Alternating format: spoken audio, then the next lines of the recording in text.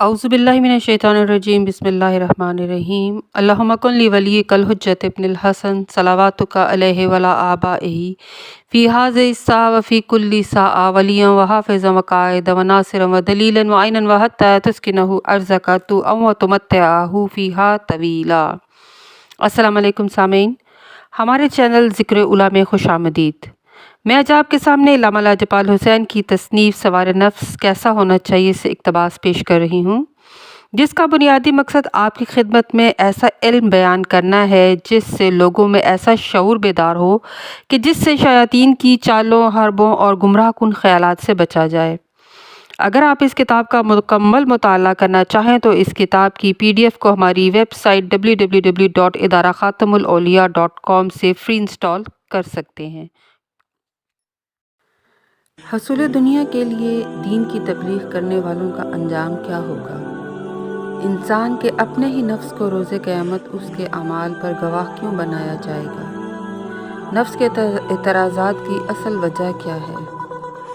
इत्मीनान नफ्स में इजाफ़े की वजह क्या होती है? वो आलिम जो बंदर की सूरत में मशहूर होगा। बनी इसराइल का एक शख्स अपने ज़्यादातर वक्त हज़रत मूसा के साथ गुजारता था। उसने तौरात के मसले, मसाइल और अहकामात याद कर लिए थे और वो शख्स ये मसाइल और अहकामात दूसरों से बयान करता था और इस तरह तबलीग दीन किया करता था। एक अरसा गुजर गया और वो शख्स हज़रत मूसा को नज़र नहीं आया। एक दिन हज़रत जिब्राईल हज़रत मूसा के पास तशरीफ़ लाए। इसी असना में एक बंदर हज़रत मूसा के सामने से गुज़रा। जिब्राईल ने पूछा, क्या आपने इसे पहचाना? हज़रत मूसा ने जवाब दिया, नहीं। हज़रत जिब्राईल ने बताया, ये वही आलिम है जो तौरात के अहकामात और मसाइल आपसे याद करके दूसरों को बताता था। इसकी असल मलकूती सूरत और आलम बरज़ख वाली सूरत यही है। हज़रत मूसा को ताज्जुब हुआ और उन्होंने दरियाफ़्त किया, इसे ऐसी सूरत क्यों दी गई?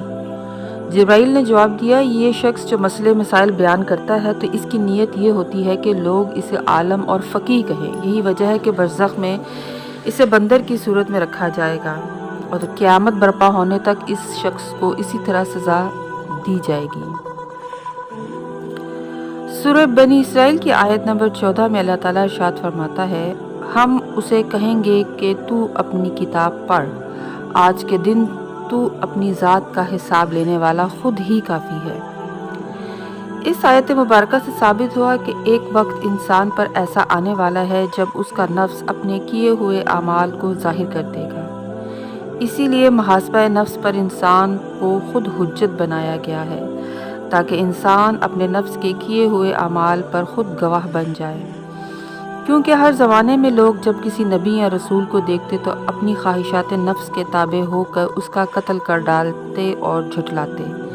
इसीलिए अल्लाह नफ्सों को बतौर गवाह के रोज़े क़यामत पेश करेगा। नफ्सुल्लाह को अल्लाह ने वो तसर्रुफ़ और इख्तियार अता फरमाया है कि वो बीमारों को शफा, मुर्दों को ज़िंदा करता है और उससे ऐसे ऐसे मोजज़ात का सदूर होता है कि अक्ल इंसानी जिसके समझने से कासिर है। जब नफ्स रियाज़ात के ज़रिए अपने आप को मुतजल्ला करता है तो अल्लाह उस नफ्स को नूर तकवा का इल्हाम खुद करता है। ऐसा नफ्स अल्लाह को इतना महबूब है कि अल्लाह नफ्स मुतमइन्ना के ज़रिए अपने ख़ज़ाना नूरानिया और मलाकुतिया के असरार आश्कार करता है। जूँ जूँ इंसान नूर इल्म हासिल करता है, वजह बेसब्री यानी ला इल्मी का ख़ात्मा होता चला जाता है, क्योंकि इतराज़ात नफ्स और शिकायत की असल वजह बेसब्री होती है। सब्र नूर विलायत की ख़ास सिफ़त है, इसीलिए बुनियाद ईमान है, मगर इस सिफ़त का इजहार हालत मुसीबत व मुकाम हैरत में होता है। जब इंसान किसी इल्म से बेखबर हो तब बेसब्री ज़ाहिर हो सकती है। इसीलिए एक उलिल अज़म पैगम्बर हमें इतराज़ात करता हुआ नज़र आता है। हज़रत खिज़र ने नफ्स मूसा का मुशाहिदा अपने इल्म विलायत से करके पहले ही बतला दिया कि आप मेरे साथ सब्र न कर पाएंगे। बस बेसब्री मिकदार इल्म में कमी की वजह से होती है और कमाल सब्र कमाल इल्मी पर दलालत करता है। और जो जो इल्म कामिल होता जाता है, इत्मीनान नफ्स बढ़ता चला जाता है। اگر اس علم کا تعلق مولا علی سے ہو تو وہاں نفس کس قدر اطمینان پر فائز ہوگا۔ مظہر صبر رسول کریم صلی اللہ علیہ وآلہ وسلم کی ذات پاک ہے کہ جس قدر مصائب اور آفات میں تحمل فرماتے ہیں، بلکہ یہ دعا کرتے نظر آتے ہیں کہ اے میرے پروردگار، میری قوم کو ہدایت دے کہ میری قدر کرے، کہ یہ جاہل ہیں، مجھے نہیں پہچانتے۔ یعنی نفس مصطفیٰ کس صبر الہی کی اعلیٰ منزل پر فائز ہے کہ زبان پاک سے کبھی شکوہ و شکایت کا اظہار تک نہ فرمایا، لیکن نفس مطمئنہ کی یہی شان ہے کہ ہر حالت میں نمونہ نفس کامل نظر آتا ہے۔ امام حسین علیہ السلام کا صبر دیکھیے کہ آپ پوچھتے تک نہیں بلکہ ارشاد فرماتے ہیں کہ اے فرزند، میدان جنگ میں شہید ہونے کے لیے جاؤ۔